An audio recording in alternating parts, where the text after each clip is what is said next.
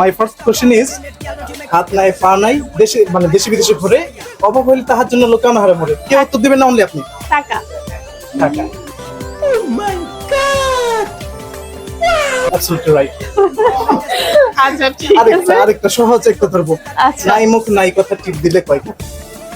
Mobile. No. তাহলে আরেকটা। একটু ভাবেন। নাই মুখ নাই কথা টিপ নাই দিলে কথা? কয় কথা, মানে বলে কথা আর কি। মুখও নাই হ্যাঁ। কথাও নাই, বাট টিপ দিলে মানে প্রেস করলে কথা বলে। জিনিসটা কি?